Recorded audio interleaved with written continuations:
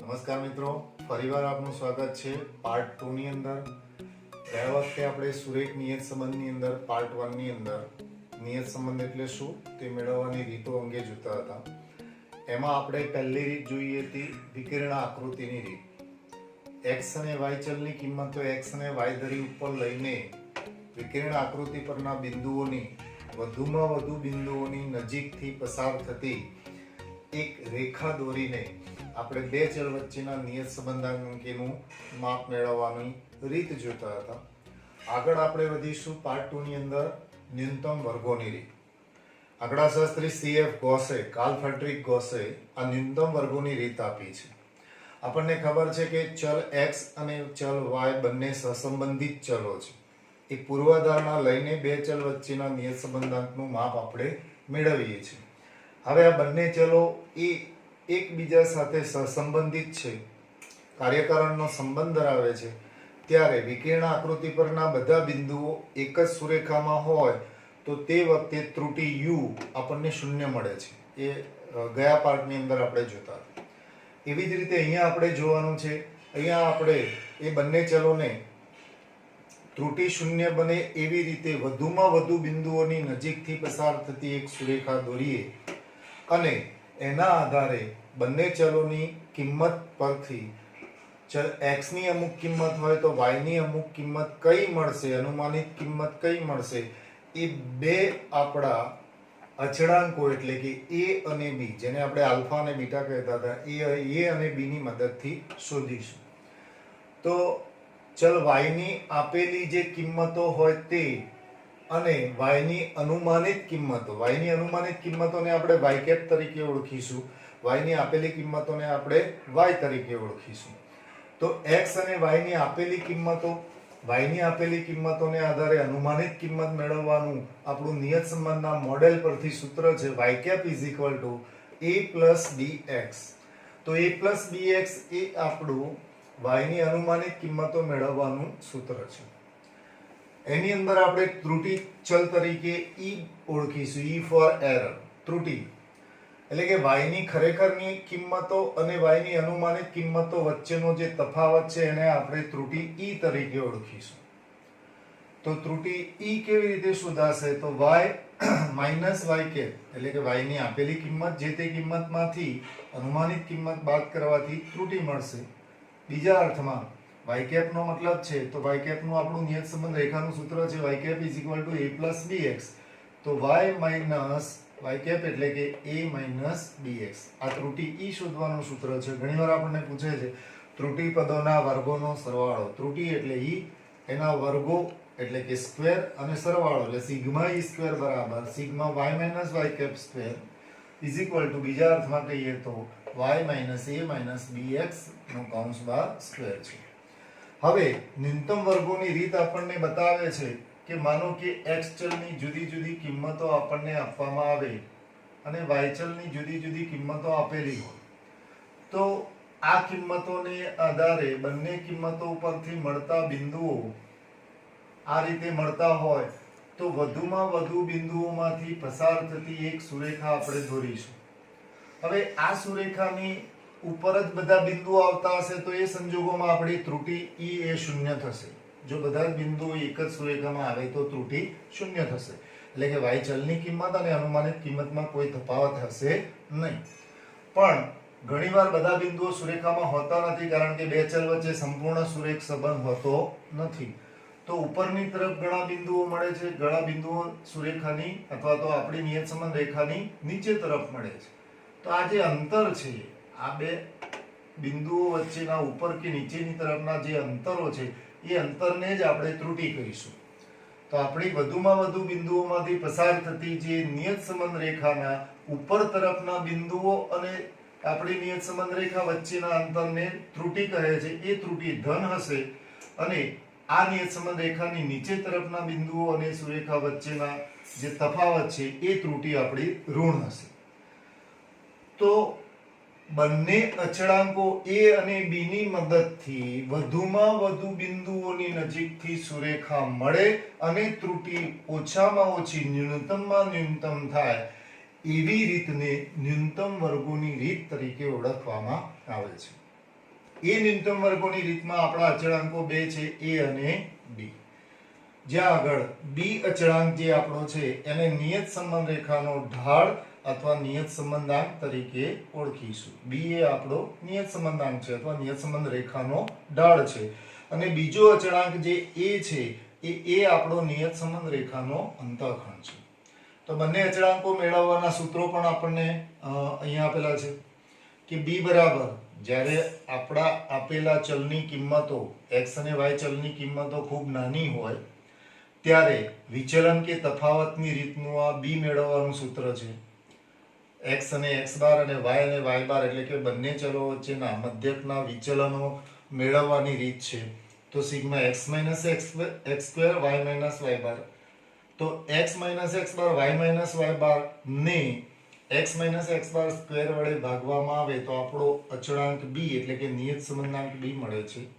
પણ માનો કે ચલની કિંમતો થોડીક મોટી હોય અથવા તો નાની પણ હોય ત્યારે પણ ગુણાકારની રીતનું સૂત્ર છે n સિગ્મા xy, એટલે કે ચલ x અને y ની કિંમતોના ગુણાકારની રીત છે n sigma xy minus sigma x sigma y છેદમાં n sigma x square minus sigma x નો કૌંસ બાર સ્ક્વેર છે.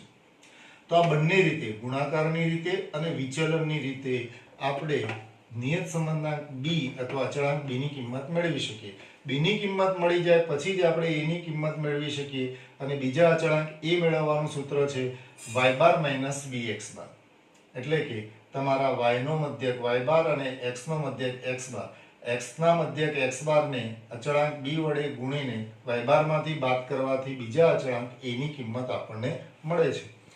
તો બંને ચલોની કિંમતો વડે દર્શાવાતી નિયત સંબંધ રેખા જે છે એ નિયત સંબંધ રેખા શક્ય એટલા વધુ બિંદુઓમાંથી પસાર થાય અને એવી નિયત સંબંધ રેખા મળે કે જેનાથી બંને તરફના બિંદુઓનો ત્રુટીનો સરવાળો અથવા ત્રુટી ઓછામાં ઓછી ન્યૂનતમમાં ન્યૂનતમ થાય એ રીતને ન્યૂનતમ વર્ગોની રીત કહેવામાં આવે છે. તો દાખલો ગણીશું એટલે આપણને એના વિશેની સમજ આવશે. જો મિત્રો સ્વાધ્યાય 3.1 નો દાખલા નંબર 3 છે. હવે એની અંદર x અને y ચલની જે કિંમતો આપેલી છે એ થોડીક મોટી છે, એટલે આપણે વિચલનની રીતે જઈશું. ગુણાકારની રીત એટલે કે n sigma xy minus sigma x sigma y upon n sigma x square વાળી જે રીત આપણે હમણાં જોઈ એ અવલોકનો નાના હોય, ચલ કિંમતો x અને y ની નાની હોય તો આપણને વધારે અનુકૂળ છે. પણ જો કિંમતો મોટી હોય ચલ કિંમતો તો આપણે વિચલનની રીત એટલે કે તફાવતની રીતે જઈશું. સૌથી પહેલા આપણે x ચલની કિંમતોનો સરવાળો કરીશું. તો 25 32 38 29 31 તો 9 1 10 18 ને 2 20 25 નો પાંચડો વધી 2 3 ને 2 5 2 7 3 10 13 ને 2 15 155. જોડે જોડે આપણે મધ્યક લઈ લઈશું. x નો મધ્યક x બાર બરાબર સિગ્મા x અપોન n. તો અવલોકનોનો સરવાળો કેટલો આવ્યો છે? તો 155 ભાગ્યા 1 2 3 4 અને 5 કિંમતો છે તો 5 વડે n વડે ભાગીશું. તો 5 તરી 15 5 એકુ 5 31. તો તમારો x બાર કેટલો થશે? 31. તો અહીંયા x બાર ની જગ્યાએ આપણે 31 લેવાના છે વિચલન લેતી વખતે.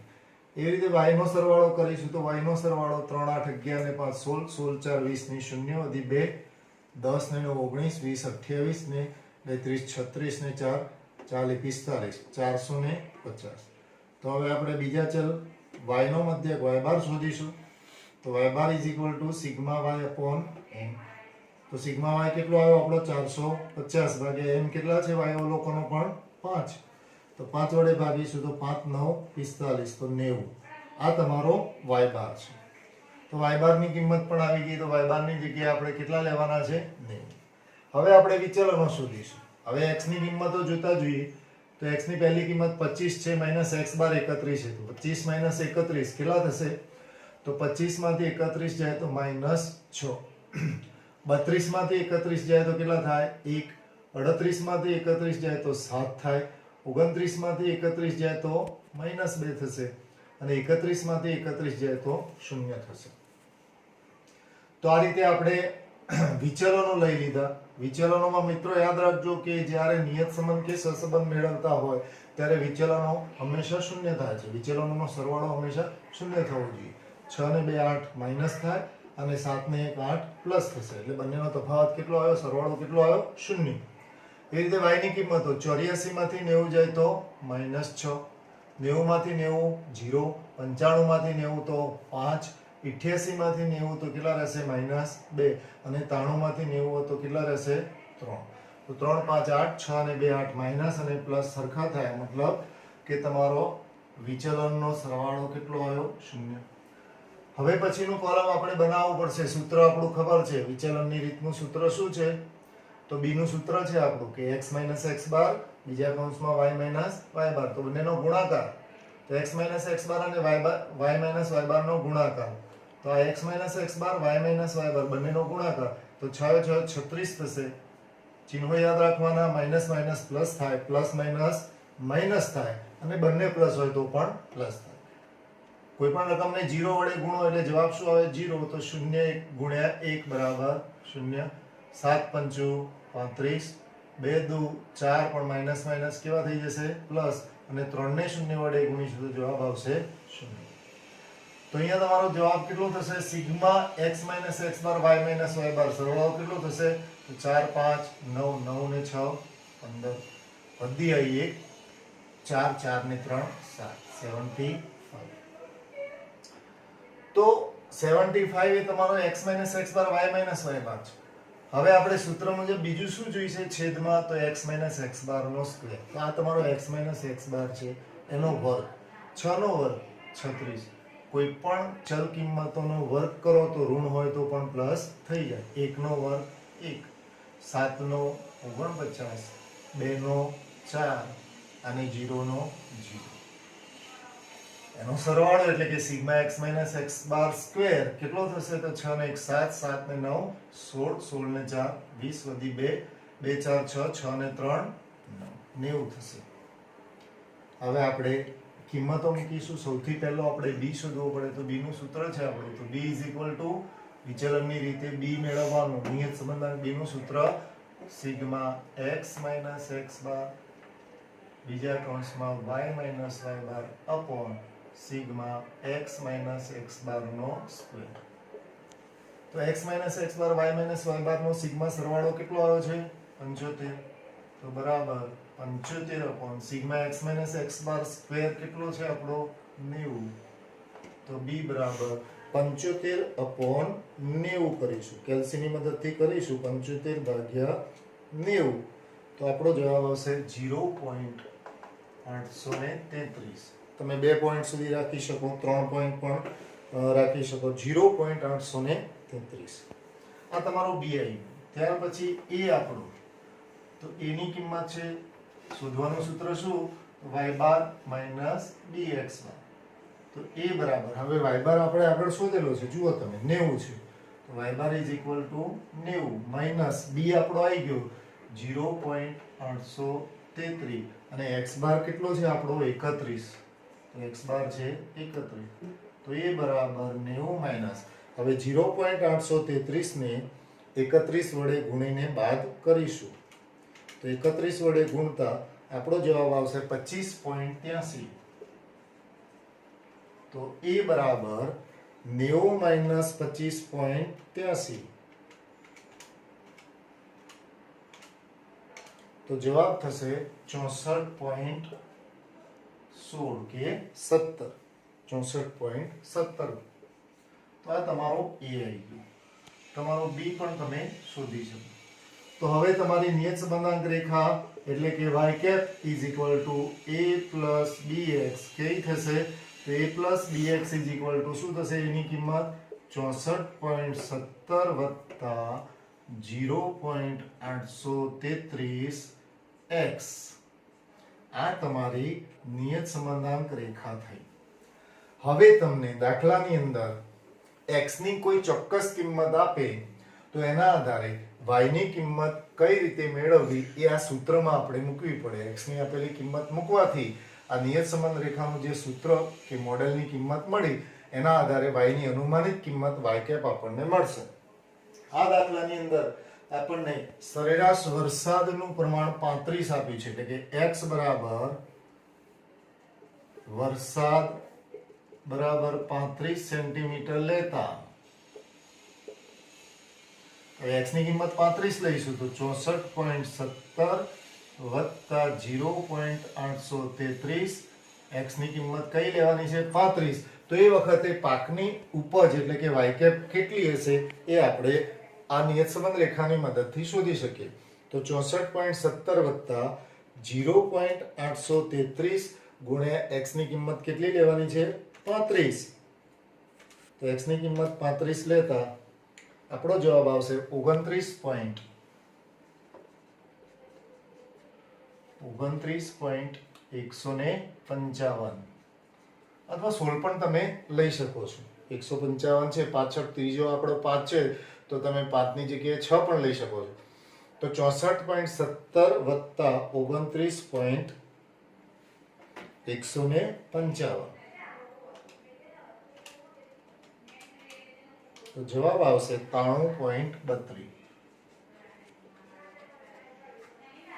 તો જ્યારે 93.32 ટનની અંદર જવાબ છે આ ટનમાં છે આપણો પાકની ઉપર ટનમાં છે તો જ્યારે વરસાદ તમારો 35 સેન્ટીમીટર x ચલ તરીકે હોય તો તમારા પાકનું અનુમાન એ વખતે 35 સેન્ટીમીટર એ y એટલે કે પાકનું અનુમાન કેટલું થશે તો 93.32 ટન જેટલું પાકનું ઉત્પાદન કે અનુમાન થશે તો આ રીતે વિચલનની રીતના સૂત્રની મદદથી જ્યારે અવલોકનો મોટા હોય ત્યારે આપણે શોધી શકીએ અવલોકનો નાના હોય તો આપણે ગુણાકારના સૂત્રની મદદથી પણ કિંમતો શોધી શકીએ હવે આપણે માનો કે x ચલની કિંમતો ખૂબ મોટી આપેલી હોય તો એ સંજોગોની અંદર નિયત સંબંધાંક b મેળવવાનું ટૂંકી રીતનું સૂત્ર એટલે કે uv ની રીતનું જે સૂત્ર છે એ સૂત્રના પ્રમાણે પણ દાખલા આગળના ભાગની અંદર આપણે ગણીશું મિત્રો આશા રાખું છું કે તમે દાખલાની ગણતરી સમજ્યા હશો અને દાખલાઓની પ્રેક્ટિસ કરતા રહેશો